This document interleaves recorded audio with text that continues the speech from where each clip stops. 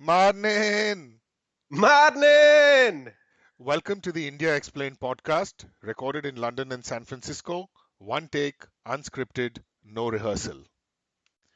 Good morning, Bunty. Greetings from San Francisco. How are things at your end of the world? Everything's great, Rohit. It's summer in London. Finally, we've got a 30-degree centigrade day, so everybody's drinking a lot of icy cold drinks, and have we wheeled out table fans, etc., because that's a cause for celebration in London. So all well. How are things with you? Oh, very good. And I have to say that people in San Francisco are not quite as obsessed with the weather as people in London, but we come close. So yeah, things are great here. Like gearing up for the match, which is the big story. So yeah, I believe things are abuzz in London as well, especially with the South Asian community, and given the India-Pakistan rivalry, and given the history between the two countries. So I think these matches they say a lot. Our reaction to these matches are just so revealing. Tomes can be written on them. So what are your thoughts on this issue? Well, I think the India-Pakistan match tomorrow for the ICC Champions Trophy. I was looking through the internet the other day, and in 1985, in the same tournament, I think India and Pakistan were playing the finals, and somebody held up a banner in Australia because Australians are generally hicks, and hillbilly kind of. There's a huge redneck undercurrent in Australia. So in 1985, when political correctness was not so much in place and racism was more accepted, the banner read "bus conductors versus taxi drivers or tram drivers," something like that, right?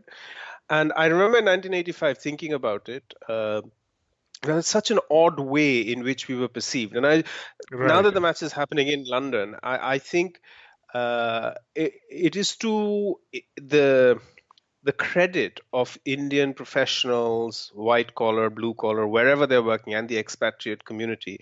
But actually, I don't think if a banner had to be held up today, I don't think it would be referring to those type of professions, because as a community living abroad, whether it's academia, information technology, media, entertainment, the Indian diaspora has progressed by leaps and bounds. I'm not qualified well enough to talk about what the Pakistani diaspora has done, and I don't want to get into a kind of a flag waving thing here, but that was one of the things I wanted to start this podcast Right. by, that how times have changed. 22 years down the line, same tournament, same finalists, but I don't think anybody will have the cheek to hold up a poster saying bus Right. conductors versus taxi drivers or whatever it was. Right.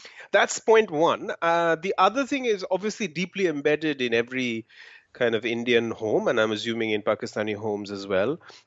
There's this memory of matches that happened, very close matches, and I think there was a stretch of time in Sharjah when, for commercial benefits, before kind of 2020 or anything, the Indian board and the Pakistani board got into an arrangement where we had a number of shady fixtures in Sharjah, Dubai, Hmm. that kind of whole kind of Middle Eastern backwaters of what is now a very glitzy place, but was then pretty much an oil trading backwater. And those matches were very heady as well. And there's one match in particular where the guy called Chetan Sharma, who was very short by fast bowling standards, he was about 5'4" or something. He got whacked for a six in the last delivery by Javed Miada, then India lost. So yeah, these matches are always touch and go. In parallel, as these matches happen, you get different parts of the community across the country, whether it's in media or general members of the community, dialing up the rhetoric around whether sport should happen and is sport a proxy for war or anything. To me, at the end of the day, my sense is it's just a cricket match. And it's great that it's happening in London. I hope it is a great match. We're talking about this before the match actually happens. So those are my thoughts. What are yours? Well, excellent points. Many of my thoughts are very similar to yours. First, the Australians. I wouldn't go as far as to say all Australians are Hicks, but the Australians do have a habit of making these extreme kind of statements. And I remember they got into it with Rana Tunga a few years ago, and then he made some remarks saying that, I come from a 5,000-year-old civilization, and you guys are a nation of convicts, and so on. But the Australians are another story. Yeah, to me, what's fascinating are the very contradictory kind of, impulses. Some of the media anchors who are now very excited about the match are people who, a couple of years ago were calling for India to cancel all sporting tournaments, all matches with Pakistan to call off tours. And to me, that's absurd. That on the one hand, you want to call off a bilateral series, but you're perfectly fine playing Pakistan overseas. There's been a couple of very nice images on Twitter. I think there's a Pakistani cricketer who's just had a little baby, and there's a photo of Dhoni holding him. And then there's a couple of people in London in a neutral place where there's a Pakistani gentleman dressed in the he's an elderly gentleman dressed in the Pakistani team outfit, and an Indian gentleman dressed in the Indian team outfit. So suggesting that they each support their team, but they're friends. So to me, this, in some ways, this reflects the complex nature of our relationship with Pakistan, that it's a love-hate relationship, it's a violent, ugly relationship, and I get that, there's a certain tendency among our left liberal intelligentsia to romanticize it, the whole Aman Ki Asha perspective, as it's called. But on the other hand, this idea that we sort of are completely different people, mutually opposed and hate each other, also is a bit of an exaggeration.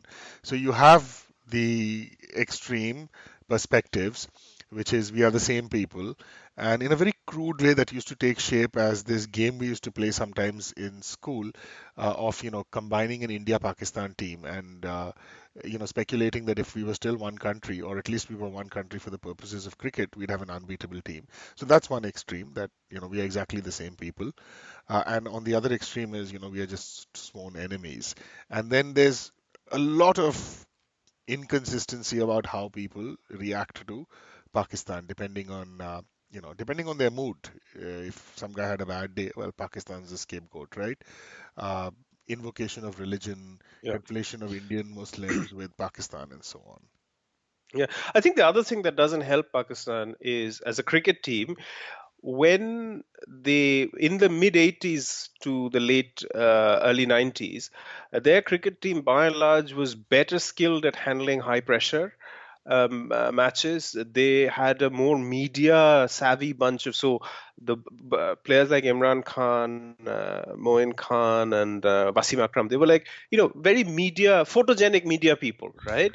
Right, And India basically looked like they weren't photogenic and friendly. And now this generation of right. cricketers is very interesting, because when you watch an Indian cricketer speaking to in a mic, or speaking in a mic being interviewed, I remember the cringeworthy moments that would happen would be, how an Indian cricketer expresses himself in English. For some reason, that was held up as a benchmark. Nowadays, there are cricketers who will express themselves in Hindi. They won't even bother, because there's Excellent. a Yeah, newfound confidence in who yeah, we yeah, are yeah. and what we are about. Why Right, should we right. be talking other people's language? That's one. The Yeah, other, those who go and talk in English, do it perfectly well, and they're yeah. very eloquent, capable individuals, very media savvy. So things have changed such a lot. And the other day we were reading about, you were mentioning this, Rohit, Virat Kohli's diet. Somebody's written about it, and how it's kind of shaken off kind of the lethargy Yeah, yeah, and yeah. And it's a, kind of it's an, yeah, sorry to interrupt. It's an amazing story. It's actually a sprinter, I think a Bengali guy who trained himself to improve his speed, but he found that the more he was training, the worse his speed was getting. And then he quit running. He became a coach, and he actually, got into the science of it, and he's improved Kohli's endurance. He's improved his, his strength, bursts of energy. Fascinating. And now Kohli apparently has been off gluten, and now he's going to be off lactose as well. But you compare this to like Indian guys who didn't want to field, Navjot Sidhu seeking the shade, uh, paunchy guys like Yashpal Sharma, Roger Binney, and so on. It's just a completely different scene. the most interesting fielder of all time in India was a guy called Dilip Doshi, right? Huh. The commentators would note that he would periodically escort the ball to the boundary. There was no, it was not fielding. He would just, short khela hai, acha khela hai, let me take the ball to the boundary. This is All of these brilliant. things of diving and diving around and saving, when you look at Huh, these huh, things, it's a complete, so it's a different generation of cricketers. It's a different country, and I'm just yeah. speaking for India. I do not know, whether Pakistan's moved on.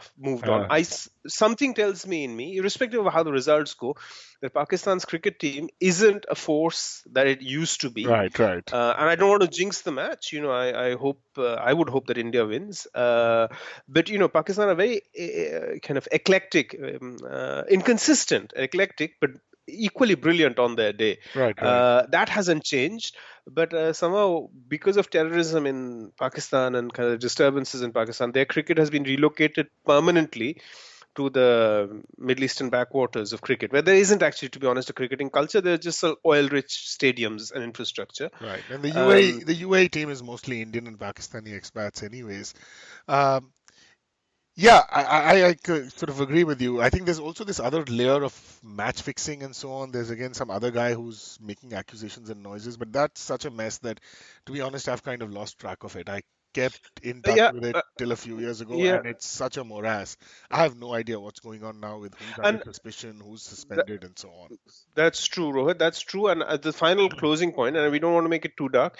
One of the things that we noticed about Pakistan cricket is that there are these players who come up, and there's this guy called Sahid Afridi. Yeah. He's probably retired from international cricket about 9 times. He's Ha. basically a shock jock. He says, "I'm retiring from this, I'm retiring from He's the that," guy and then he who's comes back. just about turned. Yeah, He was 18 when he started 15 years ago, and he's 20 now, right?